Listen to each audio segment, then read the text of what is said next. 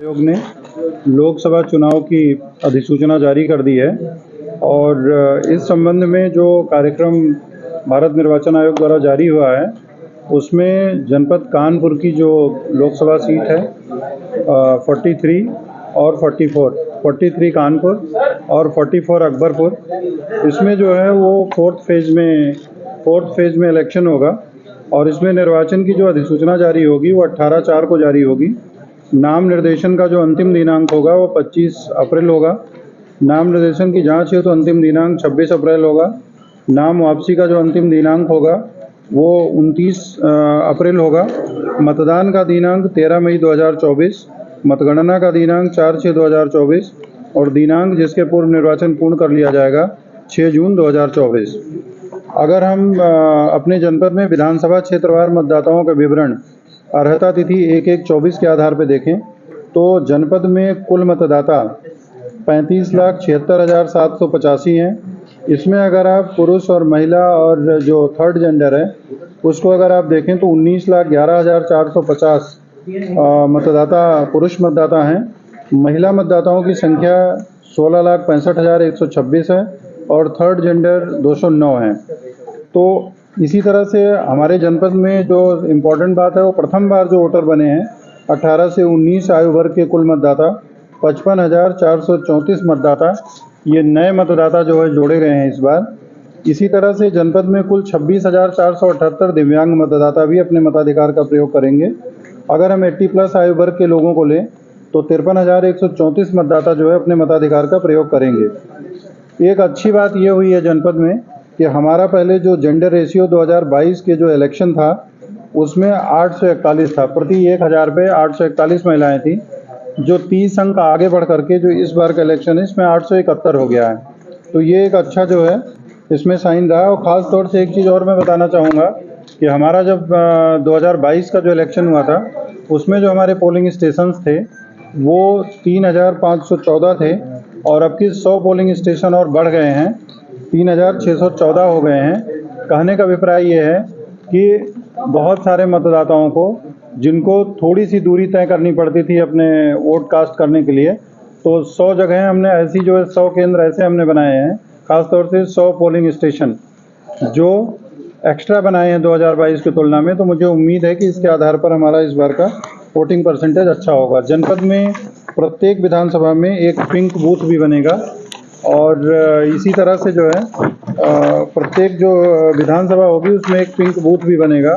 साथ ही एक PWD, जनपद में एक PWD द्वारा मैनेज्ड बूथ जिसे हम दिव्यांग बूथ बोलेंगे वो भी स्थापित किया जाएगा। जनपद में 2 युवा मैनेज्ड बूथ स्थापित किए जाएंगे। इसी तरह से प्रति विधानसभा एक मॉडल बूथ भी स्थापित किया जाएगा। जनपद में जो कुल दिव्यांग मतदाता हैं हमारे 26,478 और 80+ जो मतदाता हैं 53,134, इसमें से जो दिव्यांग मतदाता हैं प्लस 85+ जो मतदाता होंगे उनको पोस्टल बैलेट के माध्यम से वोट करने की व्यवस्था की जाएगी। इसके लिए इच्छुक मतदाताओं को 12D प्रपत्र जो है वितरित किया जाएगा और उसके माध्यम से जो अपनी सहमति देंगे फिर उनको जो है उनकी सहमति के आधार पर उनसे जो है उनके घर पे ही वोट देने की सुविधा दी जाएगी। लोकसभा सामान्य निर्वाचन 2019 में जनपद में कुल 3,514 पोलिंग स्टेशन थे और 1,398 पोलिंग स्टेशन लोकेशन थी, जिस पर 34,67,460 मतदाता थे। तो इनकी संख्या जो है बढ़ करके मैंने जैसा कि आपको बताया कि अब हमारे मतदाताओं की संख्या लगभग 2 लाख से ऊपर हो गई है, 36 लाख। खास तौर से जो हमारे मतदाताओं की संख्या है 35,76,785 हो गई है और इसी तरह से जो पोलिंग स्टेशंस हैं वो 100 बढ़ गए हैं। जो हमारी जो पार्टियां रवाना होंगी पोलिंग कराने के लिए वो सभी कृषि उत्पादन मंडी समिति नौबस्ता हमीरपुर रोड कानपुर नगर से प्रस्थान करेंगी। सभी 10 विधानसभाओं की जो पार्टियां हैं और जो भी मतदान होगा मतदान के बाद जो हमारा प्रयुक्त EVM VVPAT ये कृषि उत्पादन मंडी समिति नौबस्ता हमीरपुर रोड कानपुर नगर में जमा की जाएंगी और यहीं पे मतगणना भी होगी।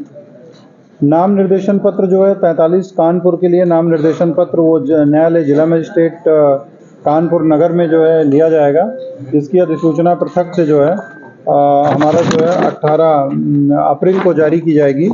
और इसी प्रकार से जो 44 अकबरपुर लोकसभा निर्वाचन क्षेत्र है, उसका जो नॉमिनेशन लिया जाएगा वो न्यायालय अपर जिला मजिस्ट्रेट नगर कानपुर नगर के न्यायालय में जो रिटर्निंग ऑफिसर हैं इसके उनके माध्यम से लिया जाएगा। इसकी अधिसूचना 18 अप्रैल 24 को जारी की जाएगी। और मिश्रिक का जो हमारी एक असेंबली कॉन्स्टिट्यूंसी मिश्रिक पड़ती है, चूँकि हरदोई से वो लोकसभा बिलोंग करती है, तो हरदोई में उसका नॉमिनेशन जो है लिया जाएगा वहाँ पे।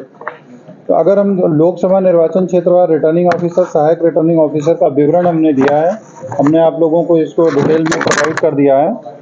इसी तरह से जो विभिन्न कार्यों के संपादन के लिए, निर्वाचन संबंधी विभिन्न कार्यों के संपादन के लिए हम लोगों ने जो है प्रभारी अधिकारी और नोडल अधिकारी तैनात किए हैं, उनकी भी सूची डिटेल में आपको जो है प्रोवाइड कर दी गई है, ताकि उससे रिलेटेड जो भी कोई कंप्लेंट या कोई ऐसी बात आती है तो आप लोग उनके कंसर्न जो हमारे ऑफिसर्स हैं उनके संज्ञान में लाएंगे। जैसा कि हम आप सभी अवगत हैं कि भारत निर्वाचन आयोग के द्वारा निर्वाचन की अधिसूचना जारी किए जाने के पश्चात जनपद में आदर्श आचार संहिता प्रभावी हो गई है और आदर्श आचार संहिता के अनुपालन के लिए टीमें गठित की जा चुकी हैं। और अभी जैसे ही अभी ये प्रेस कॉन्फ्रेंस समाप्त होगी, इसके बाद इसके लिए जो भी अधिकारी हमारे तैनात हैं, चाहे वो ग्रामीण क्षेत्र में, चाहे नगर निकाय क्षेत्र में, नगरीय क्षेत्रों में, सभी की एक मीटिंग होगी और उनको निर्देश दिया जाएगा कि जहाँ कहीं भी वॉल राइटिंग है, जहाँ कहीं भी इस तरह के पोस्टर्स लगे हुए हैं, पम्पलेट्स लगे हुए हैं, उनको 48 घंटे के अंदर उसको पूरी तरह से जो है रिमूव कर दें। तो ये हम उनको निर्देश जो है देने जा रहे हैं। और आप सभी जानते हैं कि आचार संहिता जैसे ही स्टार्ट होती है वैसे ही निर्वाचन व्यय के अनुवीक्षण वगैरह के लिए टीमें गठित हो जाती हैं। तो अभी हमारी जो फ्लाइंग स्क्वाड टीम है वो तत्काल एक्टिवेट हो जाएगी आज से ही। और